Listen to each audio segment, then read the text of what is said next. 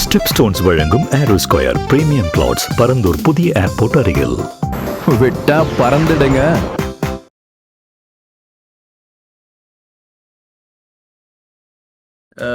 அந்த அதாவது ரைட்டான இன்ஃபர்மேஷன் கிடைக்கல. காரணம் என்ன அப்படின்னா, அவங்களுக்கு இந்த மைண்ட் செட்டை being influence by YouTube influencers அப்படின்னு நான் சொல்வேன். கண்ணால் காண்பதும் போய், காதால் கேட்பதும் போய், தீவிர விசாரிப்பதே மெய் அப்படின்னு நாங்கள் சொல்லுவோம். ஸோ அது மாதிரி ஒரு யூடியூப்லேயோ அதில் இன்ஃபர்மேஷன் வரும்போது அனலைஸ் பண்ணுங்கள், வெரிஃபை பண்ணுங்கள், அதுக்கப்புறம் ஜாயின் பண்ணுங்கள். இனிமேல் இந்த டிகிரிக்கு வேல்யூ இருக்கான்னு கேட்குறதோட, சார் இந்த டிகிரி படித்தா நான் என்ன ஸ்கில் டெவலப் பண்ணிக்கணும் அப்படின்னு தான் புத்திசாலித்தனம். 10 பேர் செய்கிற வேலையை 4 பேர் செய்கிறீங்களா? யார் 4 பேர் ஏன் யூஸ் பண்ணி எஃபிஷியண்ட்டாக மோர் வித் டைம் கன்செப்ஷன் இல்லாமல் சீக்கிரமாக முடிச்சுல அவங்களுக்கு ஸ்டே பண்ண வைக்கிறாங்க. ஒரு தடவை கூட நீட் மால் ப்ராக்டிஸோ ஸ்கேம் இல்லாமல் நடந்த சரித்திரமே கிடையாது. சடனாக ஒரு மாதம் கழித்து அந்த எக்ஸாமே நாட் வேலிடு அப்படின்னு சொல்லும்போது திரும்பி அவன் ப்ரிப்பேர் பண்ணணும்னா எவ்வளோ நேரம் அவங்க takes time to bring back, collect back and apply பண்ணுறது. ஸோ சில சமயம் இந்த வருஷம் என்ன ஆகும்னா, ஃபஸ்ட் அட்டம்ப்டில் நல்ல மார்க் ஜெனியூனாக எழுது நம்ம ஸ்டூடெண்ட் கூட சில சமயம் செகண்ட் அட்டம்ப்டில் மார்க் கம்மியாக வாங்கிறதுக்கு வாய்ப்பு இருக்குது. இன்னொன்று நாங்கள் கேட்குற கேள்வி, எதுக்கு நீட் எக்ஸாம் 40 நாள் கழித்து நடத்தணும்? போர்டு எக்ஸாம் எதுக்கு? அப்போ 40 நாள் கோச்சிங் சென்டர் சம்பாதிக்கிறதுக்கா? எங்களுக்கு தெரியல. ஒரு மாணவன் maths, physics, chemistry JEE exam எழுதும்போது ஏன் ஒரு மாணவன் ஃபிசிக்ஸ், கெமிஸ்ட்ரி, பயாலஜி இம்யூனிட்டாக எழுதக்கூடாது? பிஎஸ்சி நர்சிங் கொண்டு வந்தாங்க. அதுக்கப்புறம் சித்தா, ஹோமியோபதி, ஆயுர்வேதிக் கொண்டு வந்தாங்க. இந்த வருஷம் பார்த்தீங்கன்னா ஃபிசியோதெரப்பி அண்ட் ஆக்குபேஷன் தெரப்பி கொண்டு வந்திருக்காங்க. அப்போ ஏதோ ஒரு மறைமுகம், யாருக்கோ ஒரு ஹிடன் அஜெண்டா இருக்குன்னு நாங்கள் சொல்கிறோம். நம்முடைய முதலமைச்சர் விஜய் அவர்கள் மட்டும் இல்லை, முன்னாள் முதலமைச்சர்கள் எல்லாமே நீட்டுக்கு அகைன்ஸ்டாக தான் இருந்தாங்க. ஸ்கூல் எஜுகேஷனுக்கு எவ்வளோ நிதி ஒதுக்கீடு பண்ணுறோமோ அட்லீஸ்ட் அதில் பாதி அளவுக்கு ஆச்சும் காலேஜ், அதாவது உயர்கல்விக்கு கொடுக்கணும்னு சொல்கிறேன். ஓடி விளையாடு, ஓய்ந்திருக்கலாகாது. அதுக்கு தான் சூப்பர் சரவணா ஸ்டோர்ஸ்ல சம்மருக்கு ஆடைகள் வாங்கும் போது அவுட்டோர் கேம்ஸ் ஃப்ரீ. ஓடு ஆடு விளையாடு. சூப்பர் சரவணா ஸ்டோர்ஸ் சம்மா கோடையை கொண்டாடலாம்.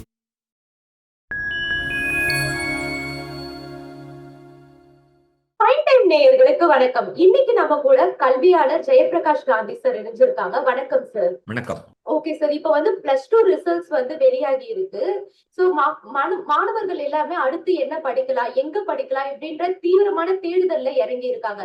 சோ இப்ப இந்த ஜெனரேஷன்ல புதுசா என்னென்ன கோர்ஸ்லாம் வந்திருக்கு, எந்த கோர்ஸ்ல அதிகமான ஸ்கோப் இருக்கு சார்? இல்லை, அதாவது இப்போ ஃபர்ஸ்ட் சயின்ஸ் குரூப் அப்படின்னு பார்த்தீங்கன்னா, எப்போவுமே மாணவர்களிடையே அந்த கம்ப்யூட்டர் சயின்ஸ், அந்த ஏஐ மோகம் இருந்துகிட்டே இருக்குது. பட் இந்த வருஷம் இப்போ கோர் இன்ஜினியரிங் மேலே கொஞ்சம் வந்திருக்கு. அதாவது electronics and communication, electrical, electronics, இந்த மாதிரி எல்லாம் கோர் இன்ஜினியரிங் மூலமாக போயிட்டு கம்ப்யூட்டிங் ஸ்கில்லும் ஏஐயும் இன்டெகிரேட் பண்ணால் வாய்ப்புகள் நிறையா இருக்குது. ஸோ இது உண்மை தான். எங்களுடைய கல்வியாளர் மாதிரி எங்களுடைய அட்வைஸ் என்ன அப்படின்னா, கம்ப்யூட்டர் சயின்ஸ் ஒரு பக்கம் எடுத்தாலும் வேணான்னு சொல்ல, பட் இன்னைக்கு ஃபியூச்சரில் பார்க்கும்போது electronics and communication, electrical, electronics, core இன்ஜினியரிங்க்கு வாய்ப்புகள் ஜாஸ்தி இருக்கும். Because entire world is moving virtual, digital, robotic, automation world. இது ஒரு பக்கம் இருக்கட்டும். பட் இதே ஒரு ஸ்டூடெண்ட் ஜேஇ எக்ஸாம்ஸ் இந்த மாதிரிலாம் எழுதியிருந்தால், there are lot of emerging courses. உதாரணத்துக்கு பிடெக் இன் கிளைமேட் சேஞ்ச் வருது, பிடெக் இன் லா இருக்கு, பிடெக் இன் டிஃபென்ஸ் வருது, பிடெக் இன் சஸ்டைனபிள் எனர்ஜி, பிடெக் இன் செமிகண்டக்டர் இன்ஜினியரிங், இந்த மாதிரி கோர்சஸும் வர ஆரம்பிச்சிருச்சு. இது ஒரு பக்கம் இருக்கட்டும். அதுக்கப்புறம் டெக்னாலஜி மேனேஜ்மெண்ட் இன்டகிரேஷன். ஒரு காலத்தில் ஐஐஎம் பெங்களூர் நீங்கள் பார்த்தீங்கன்னா they are giving only MBA course and post graduation. அதுக்கப்புறம் 12th முடித்த பிறகு இன்டகிரேட்டட் எம்பிஏ. இப்போது நிறைய ஐஏஎம்ஸ் 4 இயர்ஸ் கோர்ஸ் கொடுக்க ஆரம்பிச்சிட்டாங்க. நம்முடைய தமிழ்நாடு மாநிலத்துக்கு அவ்வளோ அந்த அளவுக்கு அந்த அதாவது ரைட்டான இன்ஃபர்மேஷன் கிடைக்கல. காரணம் என்ன அப்படின்னா, அவங்களுக்கு இந்த மைண்ட் செட்டை being influence by YouTube influencers அப்படின்னு நான் சொல்வேன். அதாவது உதாரணத்துக்கு, அதாவது சோஷியல் மீடியாவில் ஒரு ஆட்சி மாற்றமே ஏற்படுற அளவுக்கு இருக்கும்போது கெரியரில் ஏற்படாதா? ஸோ நான் எப்போவுமே சொல்வேன், ஓகே யூடியூப்பில் பேசுகிறாங்க இல்லை சோஷியல் மீடியாவில் பேசுகிறாங்கன்னா கேட்டுக்கோங்க. இப்போ நான் பேசினாலும் போய் வெரிஃபை பண்ணுங்கன்னு சொல்லுவேன். கண்ணால் காண்பதும் போய், காதால் கேட்பதும் போய், தீவிர விசாரிப்பதே மெய் அப்படின்னு நாங்கள் சொல்லுவோம். ஸோ அது மாதிரி வந்து ஒரு யூடியூப்லேயோ அதில் வந்து இன்ஃபர்மேஷன் வரும்போது அனலைஸ் பண்ணுங்கள், வெரிஃபை பண்ணுங்கள், அதுக்கப்புறம் ஜாயின் பண்ணுங்கள். So okay sir. இன்ஜினியரிங் பொறுத்த வரைக்கும் வந்து காலேஜுக்கு ஒரு முக்கியத்துவம் கொடுக்கறது ரொம்ப இம்பார்ட்டன்ட். எந்த கல்லூரி அப்படிங்கிறது ரொம்ப இம்பார்ட்டன்ட். எஸ். Okay sir. அதே மாதிரி இப்ப நம்ம தொடர்ந்து பார்த்துட்டு வர்றது வந்து லே ஆஃப். இந்த ஏஐ வந்து வேலை வாய்ப்புகள் எல்லாத்தையுமே வந்து பறிச்சுட்டு வருதுன்றத நம்ம பார்த்துட்டு தான் இருக்கோம். சோ எந்த கோர்ஸை வந்து நம்ம சூஸ் பண்ணா இந்த இதுல இருந்து தப்பிக்கலாம் சார்? அதாவது ஏஐ உடைய இன்ஃப்ளூயன்ஸ் எவ்ரி ஃபீல்டு, ஏன் உங்கள் ஃபீல்டில் கூட சோஷியல் மீடியாவில் இருக்குது, எல்லா ஃபீல்ட்லையுமே இருக்குது. இப்போ நாங்கள் என்ன சொல்கிறோம் அப்படின்னா, யார் ஏஐ டூல்ஸ் ஆகட்டும், ஏஐ ஏஜென்ட் ஆகட்டும், எங்கே எப்படி எவ்வளோ யூஸ் பண்ண கற்றுக்க போகிறீங்க, how you are going to use AI in your daily day-to-day work, profession, life, அவங்க தான் ஜெயிக்க போகிறாங்க. அது ஏஐ படிக்கணும்னு அவசியம் கிடையாது. உதாரணத்துக்கு இப்போ சாட் ஜிபிடி யூஸ் பண்ணுறீங்க, அதுக்கு ஏஐ படிச்சிங்களா? கிடையாது. You learn to use it to get information more efficiently better then Google. அந்த ஒரே ஒரு விஷயம் தான். இதே தான் நாங்கள் சொல்கிறோம். First of all create your own AI agent, AI tools to integrate with your day to day. அவங்க வந்து கண்டிப்பாக இருப்பாங்க. ஹியூமன் இன்டர்வென்ஷன் இல்லாமல் இனிமேல் கண்டிப்பாக இருக்க போகிறது. ஹியூமனே இன்டர்வென்ஷன் இல்லாமல் எந்த ப்ரொஃபஷன் இருக்க போகிறது இல்லையா? அந்த மாதிரிலாம் தயவுசெய்து நினைக்க வேண்டாம். Yes, number of people hiring is going to come down. அதாவது ஜாப்ஸ் ஃபார் ஃப்ரெஷர்ஸ் வந்து கண்டிப்பாக குறையுது, அதில் மாற்றுக்கிறது கிடையாது. அப்போது நம்மளுக்கு வந்து போட்டி ஜாஸ்தியாக இருக்க போகுது. அப்போது தேவை கம்மி, போட்டி ஜாஸ்தியாக இருக்கும்போது கம்பெனி வந்து உங்கள்கிட்ட திறமைகள் நிறைய எதிர்பார்ப்பாங்க. ஸோ அந்த திறமையை வளர்த்துக்கோங்க.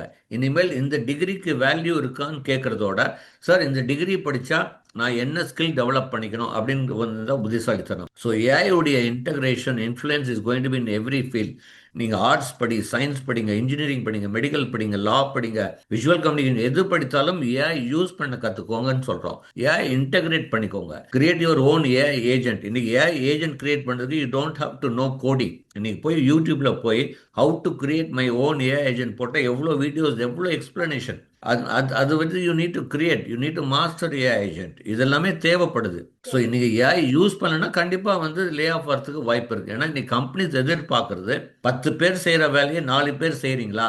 யார் 4 பேர் ஏஐ யூஸ் பண்ணி எஃபிஷியண்ட்டாக மோர் வித் டைம் கன்செப்ஷன் இல்லாமல் சீக்கிரமாக முடிச்சுல அவங்களுக்கு வந்து ஸ்டே பண்ண வைக்கிறாங்க, மற்றவங்களை வெளியே அனுப்புகிறாங்க. ஸோ ஒரு பக்கம் லே ஆஃப் இருக்கும், ஒரு பக்கம் ரெக்ரூட்மெண்ட் இருக்கும். அப்போ you need to really update.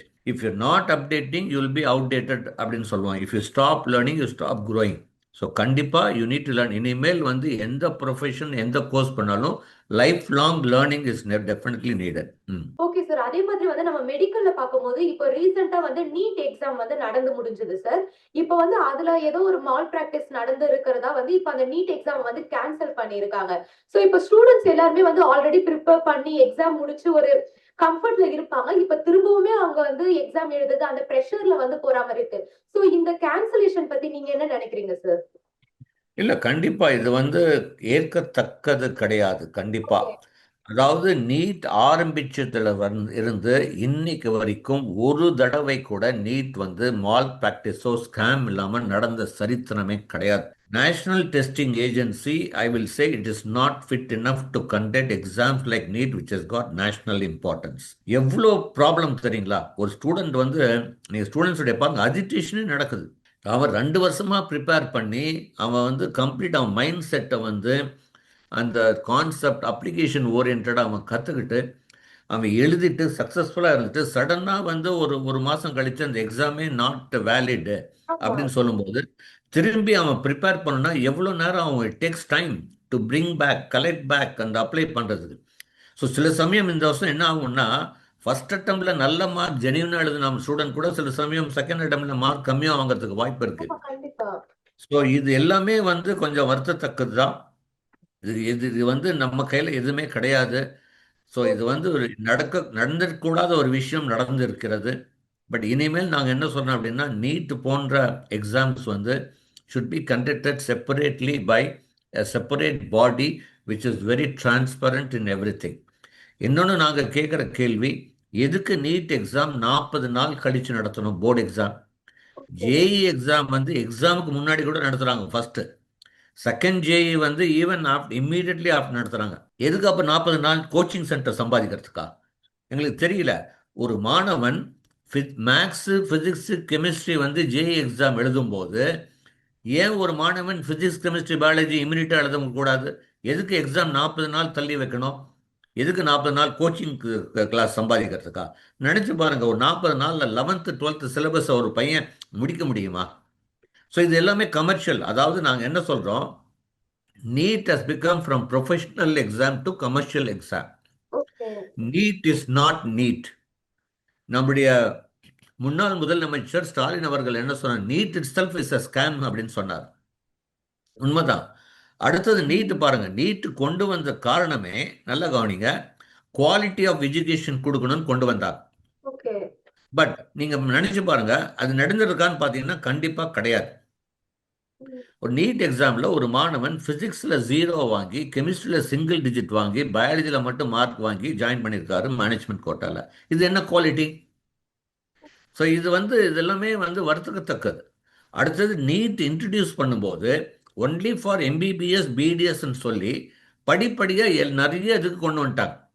BSc nursing கொண்டு வந்தாங்க, அதுக்கப்புறம் சித்தா ஹோமியோபதி ஆயுர்வேதிக் கொண்டு வந்தாங்க. இந்த வருஷம் பார்த்தீங்கன்னா ஃபிசியோதெரப்பி அண்ட் ஆக்குபேஷனல் தெரப்பி கொண்டு வந்திருக்காங்க. அப்போ ஏதோ ஒரு மறைமுகம், யாருக்கோ ஒரு ஹிடன் அஜெண்டா இருக்குன்னு நாங்கள் சொல்கிறோம். கொண்டு வந்தது காரணமே எம்பிபிஎஸ் பிடிஎஸ் தான். Why you want to add some more thing? Introduce பண்ணும்போது என்ன சொன்னீங்க? இந்த exam national entrance eligibility test only for MBBS BDS, அப்படிதான் சுப்ரீம் கோர்ட்னு சொன்னாங்க. ஸோ இதில் மறைமுகமாக ஒரு ஹிடன் அஜெண்டா வச்சு தான் பண்ணுறாங்க அப்படின்னு தோணுது. இது எல்லாமே வெளிப்படைத்தன்மை வேண்டும். நீட்டுங்கிறது தமிழ்நாடை பொறுத்த வரைக்கும் கண்டிப்பாக தேவை கிடையாது. காரணம் என்னென்னா, ஏன் போர்டு எக்ஸாம் வச்சுட்டே கொடுக்கக்கூடாது? எதுக்கு ஒரு எக்ஸ்ட்ரா பேர்டன்? இல்லை சார், கொஞ்சம் குவாலிட்டி வேணும்னா அப்படின்னா போர்டு எக்ஸாமுடைய இது கொஞ்சம் இது பண்ணுங்க, ஸ்ட்ரிஞ்சன் பண்ணுங்க. தரமான கேள்விகள் எப்போவுமே ஒரு எக்ஸாம் ஈஸியாக பாஸ் பண்ணுறதுக்கு ஈஸியாக இருக்கணும், டிஃபிகல்ட் டு ஸ்கோர். இந்த வருஷம் பார்த்தீங்கன்னா சிபிஎஸ்சி எக்ஸாமுடைய ஓவரால் ரிசல்ட்டே கம்மியாக இருக்குது. ஏன் அந்த மாதிரி ஒரு மெசேஜ் கொண்டு வரக்கூடாது ஸ்டேட் போர்டில்? ஸோ இதெல்லாம் நாங்கள் இதை கேட்குற கேள்விகள் தான். இதுக்கான ஒரு சரியான பதில்கள் நாங்கள் we are expecting from the concerned education authorities. Yeah. Okay sir. இப்ப தமிழ்நாட்டுக்கு புதுசா பதவியேற்றிருக்க முதலமைச்சர் விஜய் நீட் எக்ஸாம கேன்சல் பண்ணணும் அப்படின்னு ஒன்றிய அரசுக்கு வலியுறுத்தி இருக்காரு. அதே மாதிரி இப்ப அவர் கல்வித்துறையில என்னெல்லாம் மாற்றம் கொண்டு வரணும்னு நினைக்கிறீங்க? இல்லை, கண்டிப்பா நிறைய வெரி குட் கேள்வி.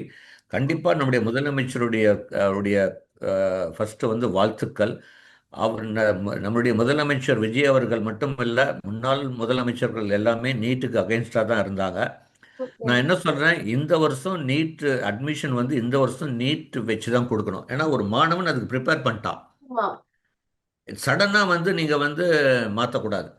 இப்போது எந்த ஒரு மேஜர் டிசிஷன், அதாவது ஒரு டெசிஷன் எஜுகேஷனில் you should give 12 months time to the students. So நான் என்ன சொல்வேன், ஈவன் நம்முடைய தமிழ்நாடு அரசு கோரிக்கை விடும்போது கூட அடுத்த வருஷத்துலேருந்து போர்டு எக்ஸாம். இப்போ படிக்கிற ஸ்டூடெண்ட் போர்டு எக்ஸாம் கான்சன்ட்ரேட் பண்ணுவான்.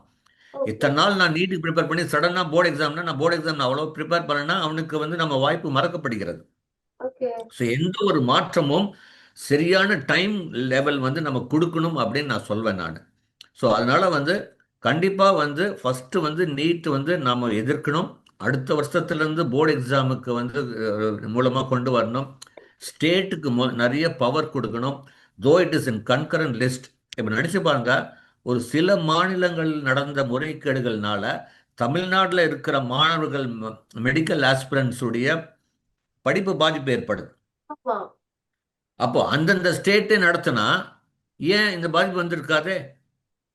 ஸோ அந்தந்த ஸ்டேட்டில் பாட்டுக்கு இதனால பார்த்தீங்கன்னா கண்டிப்பாக மற்ற அட்மிஷன் ப்ராசஸ் எல்லாம் இதாகுது. அடுத்தது நான் என்ன சொல்லுவேன் அப்படின்னா, கண்டிப்பாக நம்முடைய முதலமைச்சர் அவர்கள் கல்விக்கு எப்படி மற்றவங்களாம் முக்கியத்துவம் கொடுத்தாங்களோ அதே முக்கியத்துவம் கொடுக்கணும். அவங்களுடைய மேனிஃபெஸ்டோவில் ஏஐ யூனிவர்சிட்டிலாம் கொண்டு வரதா சொல்லியிருக்காங்க. கண்டிப்பாக சீக்கிரமாக கொண்டு வரணும். அடுத்தது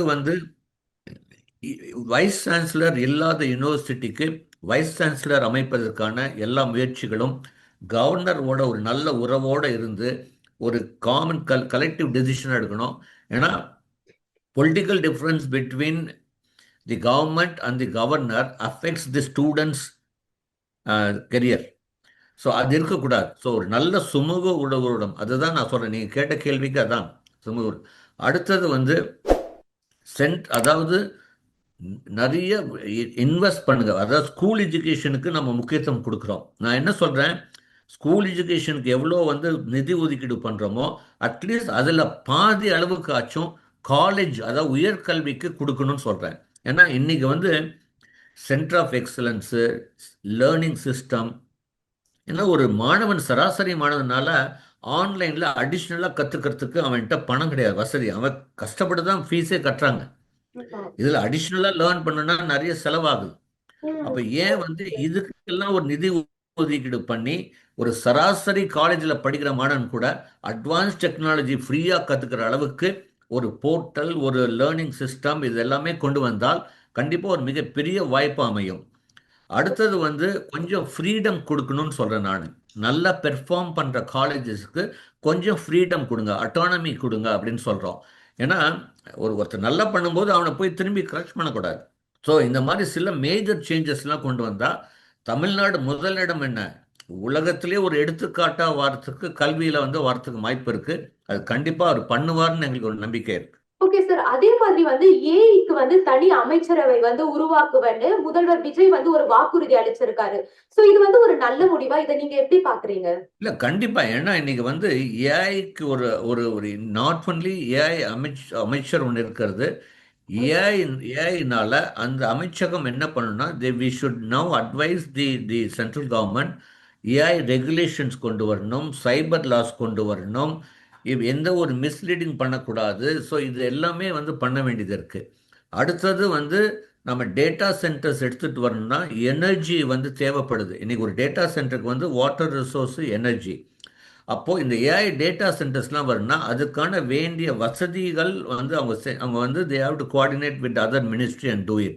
ஸோ இது ஒரு பெரிய ரெஸ்பான்சிபிலிட்டி போஸ்ட் அப்படின்னு சொல்லுவேன் ஏஐ மினிஸ்ட்ரிங்கிறது. தோ ஃபஸ்ட் டைம் அவர் சொல்லியிருக்காரு, கண்டிப்பாக இது தேவையானது. ஏன்னா இன்னைக்கு நிறைய developments are happening integrating AI. So அதனால ஒரு அமைச்சகம் அமைச்சு அதுலேயும் கொஞ்சம் நல்லா தெரிஞ்சவங்க, ஏஐ பற்றி தெரிஞ்சவங்க ஒரு அமைச்சராக வந்தால் இன்னும் நன்றாக இருக்கும் அப்படின்னு நாங்கள் சொல்கிறோம். Okay sir. ஓகே சார், இவ்வளவு நேரம் கேட்ட எல்லா கேள்விகளுக்கும் ரொம்ப பொறுமையாவும் தெளிவாகவும் பதில் அளிச்சதுக்கு நன்றி சார். Thank you very much.